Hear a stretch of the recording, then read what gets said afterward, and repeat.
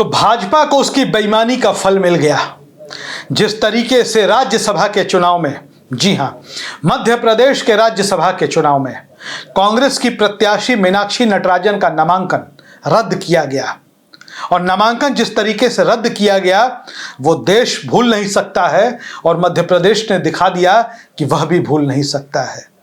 हम आपको बता दें कि जिस तरीके से मीनाक्षी नटराजन को एक छोटी सी त्रुटि भी नहीं कह सकते, तकनीकी भूल भी नहीं कह सकते, हुई, और मीनाक्षी नटराजन को राज्यसभा चुनाव से लड़ने से ही वंचित कर दिया गया।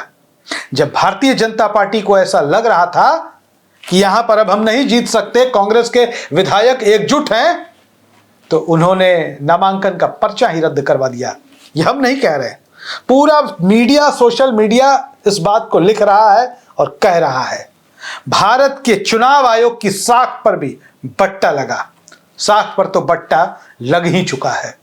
आप उठाइए सोशल मीडिया, जो लोगों की आवाज है, वहां पर आपको स्पष्ट रूप से पता चल जाएगा कि देश आज क्या सोच रहा है।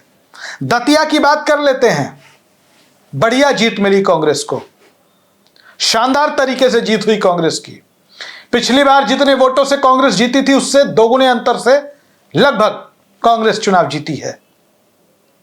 और सबसे पहले तो कांग्रेस के कार्यकर्ताओं को बधाई देनी चाहिए। मध्य प्रदेश भारतीय जनता पार्टी और आरएसएस की राजनीति की प्रयोगशाला बन चुका है। हम कह लें कि गुजरात से भी मजबूत गढ़ बन गया है भाजपा का मध्य प्रदेश, तो इसमें कोई दो राय नहीं है। 2028 में मध्य प्रदेश में भी विधानसभा के चुनाव है, और जिस तरीके से भाजपा के गढ़ में घुसकर कांग्रेस जीती है दतिया मध्य प्रदेश में, उसने एक नई सियासी उम्मीदों को जन्म दे दिया है मध्य प्रदेश में। कांग्रेस के प्रदेश अध्यक्ष जीतू पटवारी, उनकी मेहनत को सलाम करना चाहिए। जीतू पटवारी ने बिना रुके, बिना थके, बिना हारे जिस तरीके से दतिया में मेहनत किया है, कांग्रेस को मध्य प्रदेश में संघर्ष का पर्याय बना दिया है। आज उसी का नतीजा है कि कांग्रेस दतिया में यह उपचुनाव जीतती हुई दिखाई दे रही है।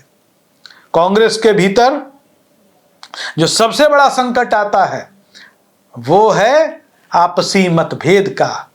कांग्रेस में आपसी सिर फुटौल और अंदर खाने जो खेल चलता है कांग्रेस में, अपने ही नेता को हरवाने का, जिसे भीतर घात के नाम से जानते हैं, वो खेल भी हुआ। जो पूर्व विधायक राजेंद्र भारती थे कांग्रेस के, जिनकी सदन की सदस्यता चली गई थी, उसकी वजह से सीट पर उपचुनाव हो रहे थे। कांग्रेस की प्रतिष्ठा दांव पर लगी हुई थी। कांग्रेस के लिए यह एक बहुत ही महत्वपूर्ण चुनाव था। अगर यह सीट कांग्रेस हार जाती तो विधानसभा में कांग्रेस की ताकत कम हो जाती, और आने वाले मध्य प्रदेश विधानसभा चुनाव 2028 के लिए कांग्रेस की मुसीबतें बढ़ती, कांग्रेस के कार्यकर्ताओं की ऊर्जा नष्ट हो जाती, कांग्रेस के कार्यकर्ताओं का उत्साह कम हो जाता।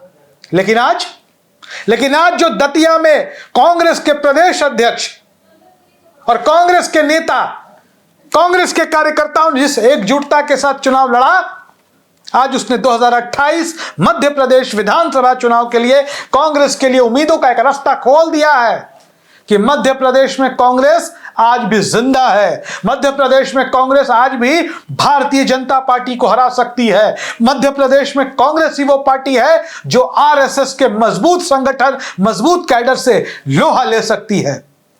बस जरूरत है तो कांग्रेस को एकजुट होने की।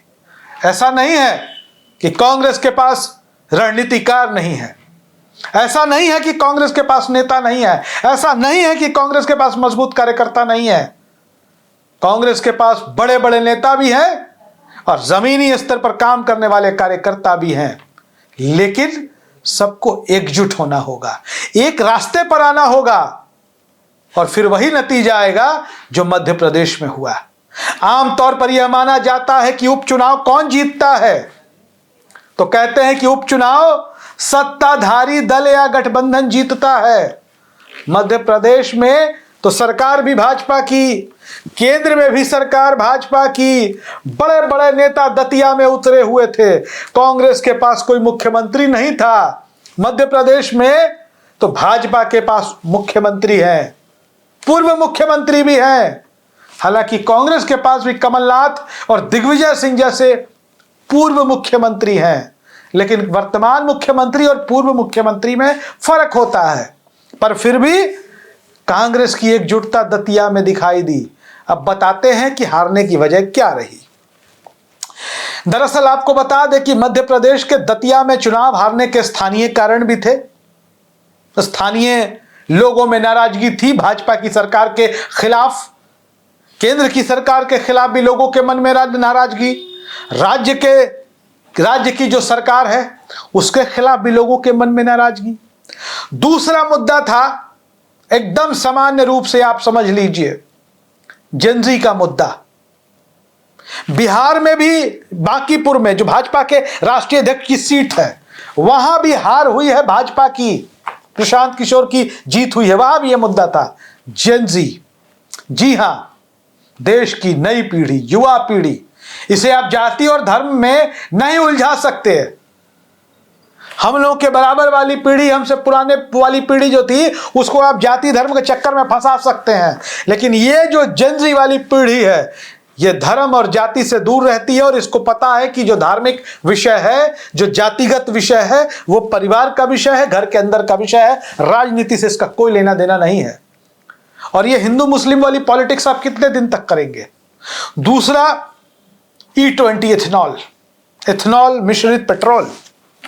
नितिन गडकरी कुछ भी कहें, केंद्र की सरकार कुछ भी कहे, भाजपा के प्रवक्ता कुछ भी कहें, लोगों को लगता है, दतिया के लोगों को ऐसा लगा कि ये तो खेल हो रहा है, हमारी गाड़ी का इंजन बैठ जाएगा। सच्चाई अपनी जगह है, तर्क अपनी जगह है, लेकिन जो बात लोगों के मन में बैठ गई है उसको कैसे निकाल सकते हैं, यह भी एक असर था। अयोध्या में चंदा चोरी, चढ़ावा चोरी के मसले को विपक्ष ने जिस मजबूती से उठाया, उसका भी एक बड़ा मुद्दा रहा। लोग उससे भी केंद्र की सरकार से दुखी दिखाई पड़े और उन्होंने वोट के रूप में अपना गुस्सा निकाल दिया और कांग्रेस को अपना वोट दे दिया। बिहार में उनको लगा प्रशांत किशोर विकल्प है, उनको दे दिया। मध्य प्रदेश में लगा कांग्रेस विकल्प है, उनको दे दिया।